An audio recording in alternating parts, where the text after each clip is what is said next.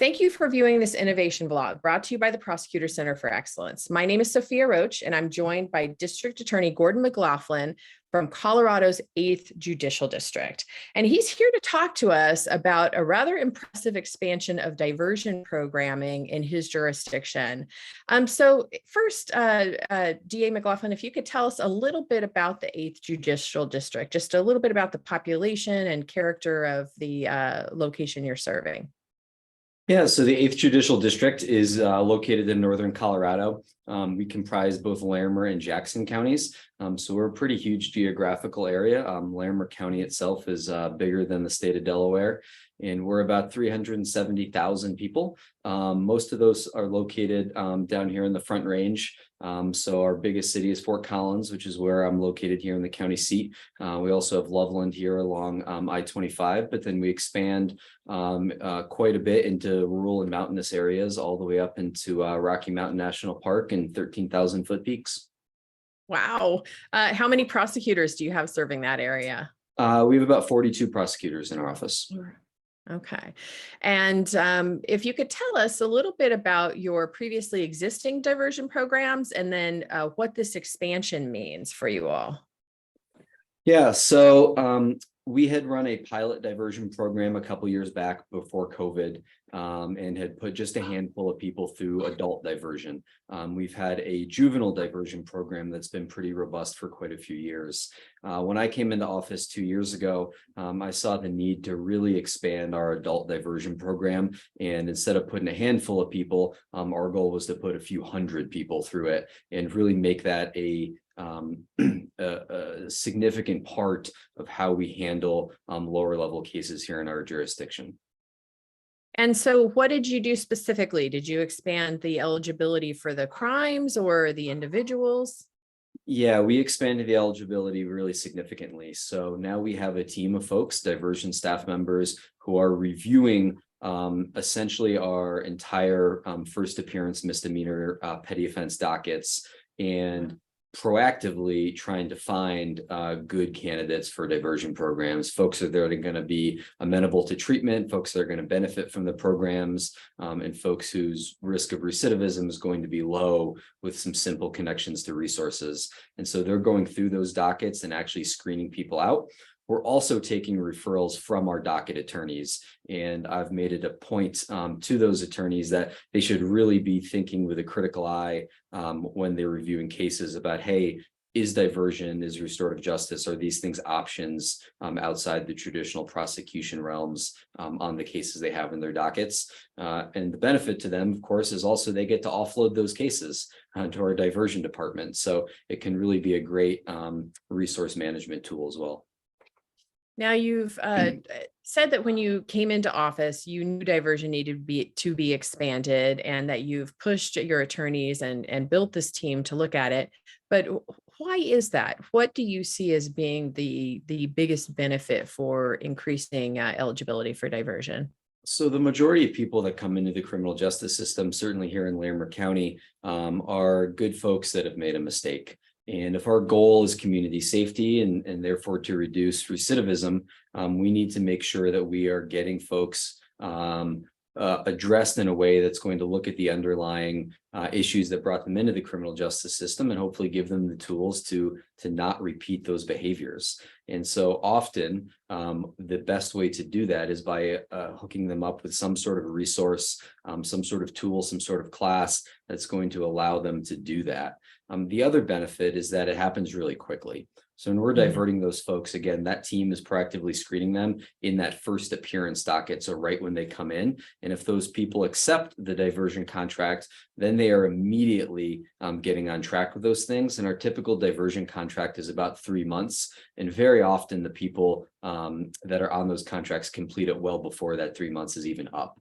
So we're also seeing really immediate solutions and immediate accountability for those actions. Whereas if a case, even a low-level case, is going through the traditional process, it may be sitting on a county court docket for 3, 6, 9, 12 months, and then wind up with the same resources at the end of that time. But for that period of time, they have not benefited, the community has not benefited, and it's just been a drag on our judicial resources. Have you had the program there for long enough to know whether or not it has any beneficial effect on recidivism rates? Yeah, so we kicked off our adult diversion expansion fully last October. So it's been in effect about a year and a quarter here now. And we've put about we're putting about 400 people a year through the program. So we've put a lot of people through that program. We haven't taken a full look at recidivism yet, only because really to give a fair look at recidivism, we have to look at a 2-year window. And of course, someone that just completed it a year ago, they have not gone through that 2-year window to give a look back. Anecdotally, the recidivism has been incredibly low through Wow. those people going through the program, which I think leads us to believe that A, we're choosing the right folks to put through that program. And so we're very proud that we're making those smart decisions on cases. And B, that the program's effective, that this is what is needed to get folks back on the right track and to be law abiding. But once that 2-year mark starts hitting on folks that have completed, we're going to start publishing that data and letting folks know exactly what's going on with those numbers. Talk to us a little bit about some of the key partnerships that your office had to navigate in order to make this successful. I mean, justice system's got a lot of players, not all on the same path. Yeah, absolutely. And certainly when you're looking at, alternatives to the traditional paths, you do meet resistance various places. This was a new way to do it for some judges, and we had to do a lot of work to explain that. Our diversion staff often went into the courtrooms to answer questions that judges or attorneys may have, along with our docket deputies, because our diversion staff were really the ones that were sort of more hands-on. And so they put a lot of work into, answering every question under the sun. They're actually hosting a diversion training just in a couple weeks from now that they opened up to all stakeholders in the community. So they sent invitations to the private defense bar, public defenders, mental health partners, addiction treatment partners, probation officers, and everyone in the criminal justice system, so that folks could ask questions, make sure they really understand everything that's going on. And when people understand the programs, they have more faith in the programs, they're going to be more bought in, and they're really going to understand what we're doing is really benefiting the community. And what has the community response been? People have been very supportive. I think there's a growing understanding that alternatives to incarceration really benefit the community and benefit community safety. We can put someone in jail for 5 days, and of course, they're not going to commit a new crime for that period of 5 days, but then they're going to be right back out in our community for the next 50 years.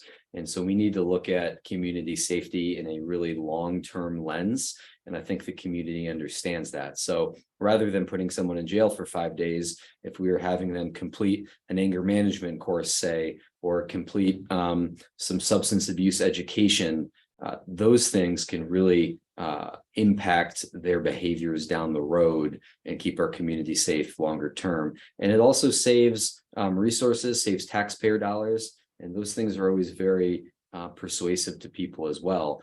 There is nothing in the criminal justice system that is more expensive than housing someone in a jail or in a prison. So if we can solve these problems other ways, we can use some of those resources to really benefit the community.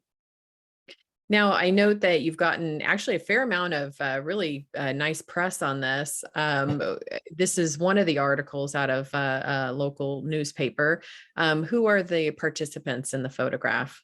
Yeah, so Carrie and Kaylee are our diversion staff. Carrie's the head of that department, and we've done a significant expansion over the last couple of years. So now she has several people working for her, and Kaylee is heading up our restorative justice efforts.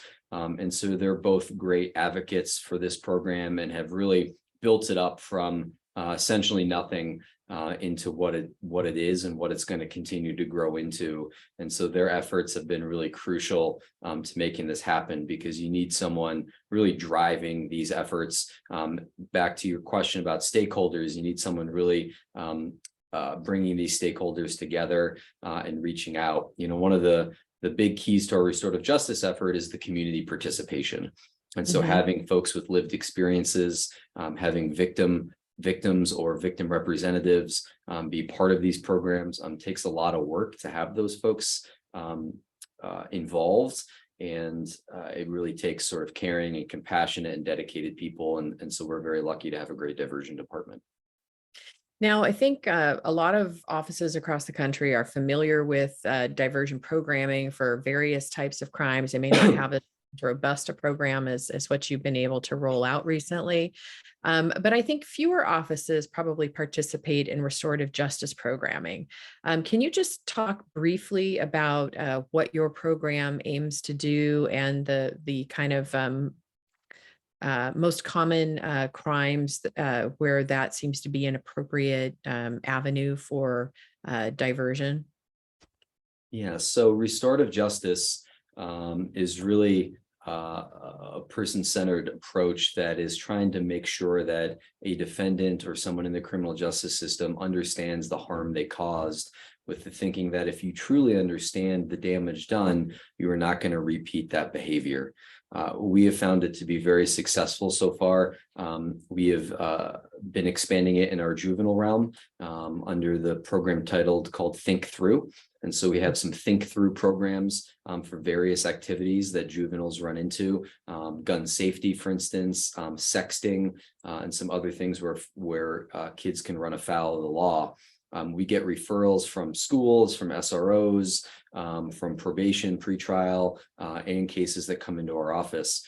I had the privilege of sitting in on the Think Through gun safety program a couple of weeks back, and the understanding that an offender has when they are hearing from victims of crimes, when they're hearing from their family members, their parents, when they're hearing from perhaps teachers or SROs at their school. It is much more impactful than the DA saying, hey, that was wrong, don't do it again, or a judge saying, hey, that was wrong, don't do it again. When they're hearing from folks in their community, folks they care about, that's what's going to have the long-lasting impact on that behavior. And so it was a very impactful program. Kids were crying, parents were crying. It was a true exchange of thoughts and ideas that is not typical of the courtroom setting at all, and really can change behaviors. And so now we're expanding that into the adult realm. Currently, we have a couple local municipalities in our community that have great restorative justice programs. The city of Fort Collins does for a certain subset of crimes, and our Estes Park community also has a restorative justice program, but those weren't available outside of those cities. And so now that we're housing it in the district attorney's office, we can really make that available to everyone in the community, which is, of course, more accessible, but more fair to everyone coming through our system. And so we're really excited about that. And we're working on bringing on, more folks with lived experience and community volunteers, so we can really start that in full. But the benefit is going to be those long-lasting understandings of what happened. And so again, instead of saying whatever a penalty might be, whatever a DA or a judge might say, to hear from the victim harmed or victim's representative, definitely, especially if we're talking about lower level crimes, nonviolent crimes, first time offenders, maybe young adults, these types of programs can really have an impact with them. And just to wrap this up, money always seems to be an issue, but you actually were able to use some American Rescue Act funding. Is that correct? We've been lucky to get grants from various sources for our diversion and restorative justice programs. We have some dedicated county funding.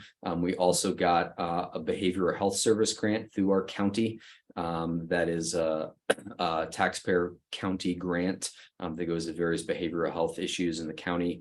And then the recent large grant we got to expand the restorative justice program was through state ARPA dollars. And our state legislature last session passed a bill granting state ARPA dollars to alternatives to incarceration, essentially. And we applied for our restorative justice program and got a 1-year grant to get that going.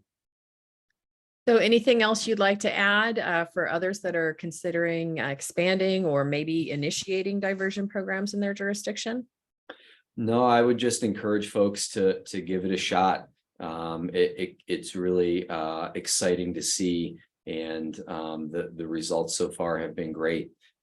for everyone involved in the process. So I would certainly recommend it to anyone looking at it. Well, I want to thank you for sharing this innovation with us, and thank you to our viewers. If you would like to share an innovation, please contact PCE directly at contactpce@pceinc.org. Thank you so much. I appreciate your time. Thank you very much.